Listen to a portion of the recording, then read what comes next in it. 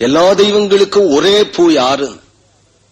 இப்படியே அவரவர்களுக்கு காலில் போடுற பூ தவிர உச்சியில வச்சுக்கிற பூவாக எல்லா தெய்வங்களுக்கும் உச்சியில வச்சுக்கிறாப்புல பூ யாருனால் நம்ம திருக்குடந்தை அமுதன் தானா.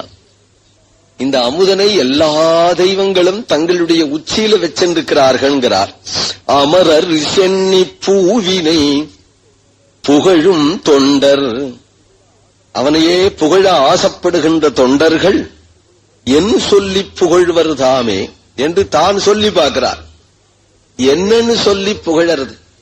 அவரை என்னன்னு சொல்லி புகழறது? பாலேன்னு புகழறதா, தேனேன்னு புகழறதா, கருப்பஞ்சாரேன்னு புகழறதா, மணித்திரளே என்று புகழறதா, அமரர் சென்னி பூவேன்னு சொல்றதா, என்னன்னு சொல்லி கொஞ்சறதுனால்? ஏனால் என்ன சொல்லி கொஞ்சினாலும் என் சுபாவத்தாலையும் போறல, அவருடைய வேல்யூவாலையும் போறல.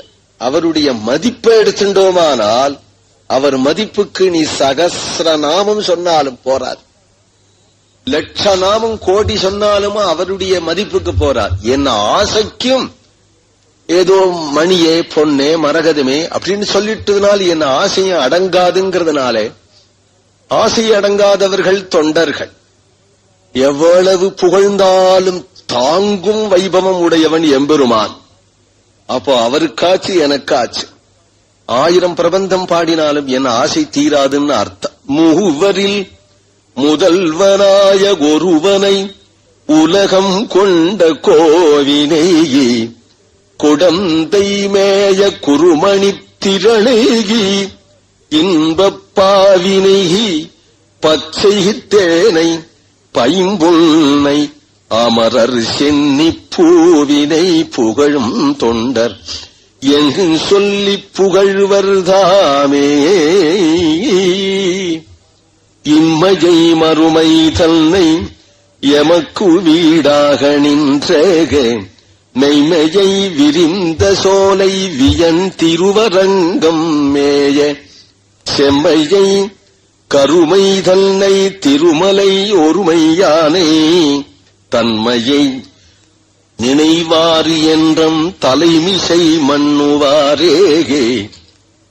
இம்மையை மறுமை தன்னை, இம்மையை இவ்வுலகத்திலே பலன், மறுமை தன்னை மேலுலகத்தில பலன். யாராருக்கு என்னென்ன வேணுமோ இவ்வுலகத்துல பெரிய ஸ்ரீமானா இருக்கணும், நல்ல அழகுடையவனா இருக்கணும், நல்ல பதவியில இருக்கணும், நல்ல பலசாலியா இருக்கணும், ஆயுளோட இருக்கணும், ஆரோக்கியத்தோட இருக்கணும், குழந்தை குட்டிகளோட இருக்கணும், தனதானிய சமிருத்தியோட இருக்கணும். ஈக வாழ்வில் என்னென்ன வேணுமோ அவ்வளவும் தர வல்லவன். அவ்வளவும் அவனிடத்துல வாங்கறதுக்காக தான் பக்தியோ. இம்மையில் எல்லா பலனாகவும் அவனே இருக்கிறவன்.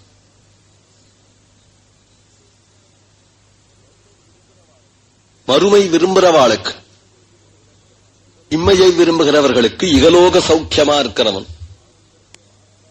ஆனந்தஸ்ய மாத்ராம் உபஜீவந்தி என உபனிஷத்து சொல்றது. எங்கேயோ இருக்கிற சந்திரனுடைய ஒரு நிலவுதானே இங்கே அடிக்கிறது. சந்திரன் கிட்ட எப்படி இருக்கும்? சந்திரனுடைய ஒரு நிலவு இங்க வீசுறது, அப்பாடா நன்னா இருக்கு நிலா என்று சொல்றோம். சந்திரன்ல எப்படி இருக்கும்?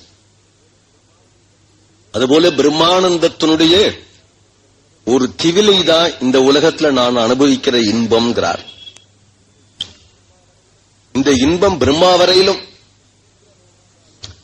இந்திரலோகத்துல அனுபவிக்கிற இன்பம், பிரம்மலோகத்துல அனுபவிக்கிற இன்பம் எல்லாம் பேரின்பத்தினுடைய ஒரு திவிலை. இதெல்லாம் எனக்கு வேண்டாம். அந்த பேரின்பம் தான் வேணும். ஏனால் எமக்கு வீடாகி நின்ற மெய்மையை, அதுதான் சாஸ்வதமானது. இந்திரலோகம் போனாலும் புண்ணியம் நீங்கின பிறகு மறுபடியும் பூமியில விழணும். பிரம்மலோகம் போனாலும் திரும்பிதான் வரணும். ஆனால் பேரின்பமாகிய பரமபதமோ திரும்பி வர வேண்டிய அவசியம் இல்லாததனால மெய்மையை அப்படிங்கிறார். இரண்டுக்கும் விலட்சணம். விரிந்த சோலை வியன் திருவரங்கம் மேய செம்மையை. பிரம்மலோக பரியந்தமான இம்மை மறுமை என்கிற சம்சாரம், வீடாகி நின்ற மெய்மை என்கின்ற வைகுண்டம், இந்த ரெண்டையும் காட்டிலும் விலட்சணமான திருவரங்கம். மோட்சத்தை காட்டிலும் விலட்சணமானது, சம்சாரத்தை காட்டிலும் விலட்சணமானது. இது சம்சாரம், சம்சாரத்தில் இருக்கிறது ஸ்ரீரங்கம் சம்சாரம் தானே. சம்சாரம் இல்லையே, இது சம்சாரம் இல்லை. ஏன்னா துக்கமே கிடையாது ஸ்ரீரங்க வாசத்துல. பெருமாளுடைய பூர்ணானுபவம் இருக்க, பெரிய பெருமாளுடைய பூர்ணானுபவம் இங்க இருக்கிறதுனால இது மோட்சம். மோட்சம்னு சொல்லலாமோ அப்படின்னு கேட்டால் மோட்சம்னு சொல்லவும் முடியாது. இங்க இருக்கிற லீலை, இங்க இருக்கக்கூடிய புறப்பாடு, இங்க இருக்கிற உற்சவம், இங்க இருக்கிற அழகு தனி. அது வைகுண்டத்துல இருக்கோ இல்லையோ சந்தேகம். ஒரு பெரியவர் சொன்னார், இங்க இருந்து வைகுண்டம் போவேன், பரவாசுதேவனுடைய முகம் நம்பெருமாள் மாதிரி இருக்கான்னு பாப்பேன், அப்படி இல்லைன்னா அண்டத்தை கிழிச்சுண்டு ஸ்ரீரங்கத்துல குதிச்சு விடுவேன்னார். அப்படியெல்லாம் ஒரு அபினிவேசன் நம்முடைய பூர்வாச்சாரியர்களுக்கு ரங்கநாதன் இடத்துல. அதனால இது விலட்சணமானது, வியக்கத்தக்க திருவரங்கம். செம்மையை ஆர்ஜவம் உடையவராம் பெருமாள். அனுகிரகம் பண்றேன்னா பண்ணுவர், ஏமாத்த மாட்டார். அவன் நிற்கிற அழக பார்த்தாலே ஆர்ஜவத்தோட இருக்கு. உள்ளொன்று வைத்து புறமொன்று பேசி பழகக்கூடாது அவரிடத்துல. அவரு யாரிடத்திலே அப்படி பழக மாட்டார். பாக்கி எல்லா அவகுணங்களும் மன்னிக்கப்படும். எவ்வளவு துர்குணம் இருக்கட்டும் மன்னிச்சுடுவார். அந்த துர்குணத்தை அவரிடத்துல சொல்லிவிடணும். நான் இப்படிலாம் இருக்கேனே, இப்படிலாம் இருக்கேனே எம்பெருமானே, பெரிய போக்கிரி பயலா இருக்கேனே, மூர்க்கனா இருக்கேனே என்று திருமாலையில கதர்றார் இல்லையா? சூதனாய் கல்வனாய் தூர்த்தரோடு இசைந்த காலம் கதர்றார் இல்லையா திருமாலையில? அதுபோல கதறினம், உண்மையை சொல்லிவிடும். சொல்லிவிட்டால் உடனே திருத்துவார், ஆட்கொள்ளுவார், காப்பாற்றுவார். அந்த உண்மையை மறைச்சு நான் பரமபக்தனாக்கும், உமக்கு ஆட்பட்டு இருக்கிறேன், வேறு எதிலையும் எனக்கு ஆசையே கிடையாது, உம் திருவடி மேல ஆன என் இதயத்துல வேற எதிலையும் ஆசை கிடையாது, நீரே கத்தின்னு இருக்க அப்படின்னு போக்கிரித்தனமா பேசினா பெருமாளுக்கு பிடிக்காது. அயோக்கியனா அயோக்கியன்னு சொல்லு, யோக்கியன்னா யோக்கியன்னு சொல்லு. ஆனா ஏன் உள்ளொன்று வைத்து புறமன்னு பேசுறேன்? அவன் அயோக்கியத்தனா அவனுக்கு புரியாதா? இப்படி ஆர்ஜவம் வேணும். பெருமாள் இடத்துல போகும்பொழுதாவது உண்மையை பேச வேண்டாமா? பெருமாள் எப்படி இருப்பார்னால் உண்மையைத்தான் பேசுவார், உள்ளொன்று வச்சு புறமொன்று பேச மாட்டேன். காரணம் அபயம் கொடுப்பேன்னா கொடுப்பார். தோஷோ எத்யபி, 1000 குற்றம் நீ பண்ணு, குற்றவாளின்னு சொல்லிவிட்டேயானால் அப்ப அவர் என்ன பண்ணுவார்னால், எனக்கு ஆட்பட்டும் குற்றம் பண்றேடா அப்படின்னு அடிக்க மாட்டார், கைவிட மாட்டார். ஏனால் அவன் சபாவம் அப்படிதான். சுள்ளாம்னா கடிக்கத்தான் கடிக்கும், முள்ளுன்னா குத்ததான் குத்தம், முள்ளு குத்ததான் குத்தம், சுள்ளான்னா கடிக்கத்தான் கடிக்கும். அதுபோல ஒரு வஸ்து அவன் உண்மையை சொல்லிவிட்டானே, அவன் தான் உண்மையை சொல்லிவிட்டான். அப்போ அவனிடத்துல தோஷம் பார்க்காத ஒரு ஆர்ஜவம் உடையவர். இவனும் உண்மையா பழகணும், உண்மையை சொல்லிவிடலாம். உண்மையை சொல்லிவிட்டால் அவனிடத்துல குற்றத்தை தெரிஞ்சும் புரிஞ்சும் அனுகிரகம் பண்ணுவர். தானே திருந்துவான் என்று அனுகிரகம் பண்ணுவர், திருத்தவும் திருத்துவர். அந்த செம்மை உடையவராம் திருவரங்க செல்வனார் என்கிறார். செம்மையை கருமை தன்னைகே, செம்மைன்னு நல்ல சிவப்பு, செம்மையா இருக்க. செம்மைன்னு நல்ல தீவிரம், தீவிரமா இருக்கிறதையும் செம்மைன்னு சொல்றது உண்டு. இங்க ஆர்ஜவம்னு வியாக்கியானம். கருமைங்கிறால் சுலபம். கருமை நான் நீலவர்ணமா இருக்கிறது, கருப்புங்கிறது சுலபமா இருக்கு. கருமை தன்னை திருமலை யொருமையானே, திருவரங்கத்தை சொல்ற இதே பாசுரத்துல திருமலை அப்படிங்கிறார். ஏனால் வேங்கடமே வேங்கடமே என்றாளால் என்று திருவரங்க பாசுரத்துல போய் வேங்கடமே வேங்கடமேன்னு சொன்னார். அதுபோல இவரேதான் அவர் அப்படின்ன போதிலும் கூட கீழே விழுந்துட்டாக்க எழுந்துக்கிறதுக்கு மேற்று நிலம் பார்க்கிறது போல திருமலையை பார்ப்பாளாவா. வேங்கடமே வேங்கடமேன் திருவரங்கம் மேயன் பாடினவர் திருமலை ஒருமையானே.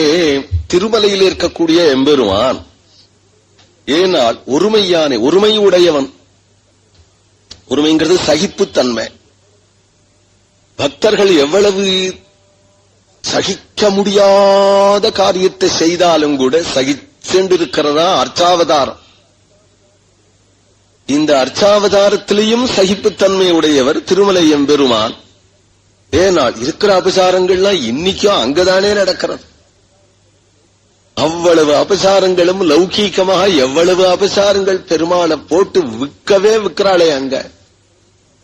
அவ்வளவு அபசாரம். இவ்வளவு ரூபா பணம் கொடுத்தா இப்படி, இவ்வளவு ரூபா பணம் கொடுத்தா இப்படி, இப்படி பரப்பாடு அப்படி பரப்பாடு. இந்த நைவேத்தியம் பக்தினாலதானே செய்கிறாள். பக்தினால்தான் பிராணம் வாங்கணுமான்னு. ஏனால் பக்தினாலே ஆசைதாங்காரணம்னு ஒரு வசனம் உண்டு. ஒரு சிநேகிதனோட உட்கார்ந்து கச்சேரி கேட்பான். அந்த கச்சேரியில ரொம்ப சபாஷ் போடும் பொழுதெல்லாம் பக்கத்து சிநேகிதனுடைய தொடைய நெருக்குன்னு கிள்ளிண்டே இருப்பான். இவனுக்கு ரணம். ஏண்டா கிள்றேன்னா ஆசைதான். அவன் சொன்னா ஆசைதான் காரணம்னா, இவன் சொன்னா ஆசை தாங்கா ரணம்னா. ஆசைதான் காரணம், ஆசை தாங்கா ரணம். நீ பிரியத்தினால கிள்ளினாலும் கிள்ளினதானே. நமக்கு பக்தினாலையும் பெருமாளை படாத பாடுபடுத்துறதான்னு. இவ்வளவு படுத்தினாலும் அவர் சகிச்சென்றிருப்பார். நீ எந்த நிமிஷம் என்ன அலங்காரம் பண்ணு, என்ன தூக்கு, என்ன உற்சவம் பண்ணு, இவ்வளவு எதை பண்ணினாலும் அவர் சகிச்சென்றிருக்கிற ஒருமை உடையவர். திருமலை ஒருமையானை தன்மையை நினைவார் என்றன். இப்படி எம்பெருமான தோஷம் சொல்லாமே அவனையே யார் நினைக்கிறார்களோ அவர்கள் என் தலைமிசை மண்ணுவாரே. இந்த 2 பாசுரங்களாலே பாகவதோத்தமர்களை கொண்டாடுறார். பகவத் பக்தி இல்லாத ஜனங்களை இகழறார். இந்த 2ம் அவர்கள் என்ன பாக்கியம் பண்ணினார்களோ பாகவதோத்தமர்கள். பக்தி இல்லாத புழுக்கள் என்று பக்தி பண்ணாதவர்களை இகழறார். அடுத்த பாடல்ல அடியார்கள் யார் சேரையம்பெருமான் தாழ் தொழுவார் என் தலைமேலாரே என்று பாடின பெரிய திருமொழியிலே அவரேதான் இங்கே பாடுறார். திருமலை எம்பெருமானை யார் ஆசைச்சார்களோ அவர்கள் அந்த படிக்கட்டில கால் வச்சு எழும்பொழுது படியாய் கிடந்துன் பவளவாய் காண்பேனேன்னு குலசேகர பெருமாள் சொன்னது போலேயே எம் தலைமிசை மண்ணுவாரே. அதுல ஒரு படியாக திருப்பதி படிகளிலே நான் ஒரு படியாயிருந்தால் என் தலை மேலே தரிசனார்த்திகள் கால வச்சு போக மாட்டாளா என்று ஆசைப்படுகிறார் திருமங்கை மன்னன். அப்படி ஒரு ஹரிபக்தி பண்ணாத ஜனங்களே திட்டார், இதுல நிந்த பண்றார், பழிக்கிறார். ஏனால் அவர்களிடத்துல நமக்கொன்னும் வேலையிலே பெயரே யாவர்க்கும் யாரும் பேயனே என்று எப்படி குலசேகர பெருமாள் விலகிறாரோ சம்சாரிகளிடத்துல இருந்து, நாம அந்த சம்சாரிகளிடத்துல இருந்து விலகணுமா. தாட்சண்யத்துக்காக கூட காதை கொடுக்க கூடாது. காது கொடுத்தா என்ன பண்ணுவானால், காது கொடுத்தா தன்னை ஸ்தோத்திரம் பண்ணிப்பா, பிறரை நிந்த பண்ணுவா, பகவான திட்டுவா, பாகவதால திட்டுவா. இதை தவிர சம்சாரிகளுக்கு வேற என்ன பேச தெரியும்? அவர்களிடத்துல காது கொடுக்காம இருக்கிறதா நல்லது என்று சாஸ்திரம் சொல்றது. வரம் ஹுதவகஜ்வாலா பஞ்சராந்தர்வியவஸ்திதிஹி ந சௌரி சிந்தா விமுகே ஜனசம்வாச வைரசம். நாம் ஒரு கால் நாற்புறங்களையும் நெருப்ப மூட்டி கொண்டு அல்லது நெருப்பு போல வெயில் அடிக்க கதவை சாத்திண்டு புழுக்கத்துல உட்காந்துக்கலாமா? ஜன்னலை திறந்துடக்கூடாது. பக்குன்னு ஒருத்தர் தலை நீட்டுவா, உடனே ஒரு பேச்ச ஆரம்பிச்சு விடுவா. உள்ள காத்தே வல்லையே நாள் பரவாயில்ல. ஹுதவக ஜுவாலா, நெருப்பு போல அங்க ஜலிச்சாலும் நிம்மதியா இருக்கலாம் இல்லையா? கதவை திறந்துன்னு வந்துட்டாலே என்ன நாள் பரநிந்தே ஆத்மஸ்துதி பகவன் நிந்தே திருப்பி திருப்பி சம்சாரிகளுடைய வார்த்தைகள். இதை கேட்கிற வைரசத்தை நினைக்கும் பொழுது ஸ்வரசமாக பகவான நினைச்சிருக்கலாமே என்றுதான் சாதுக்கள் ஏகாந்தத்தை விரும்புவார்.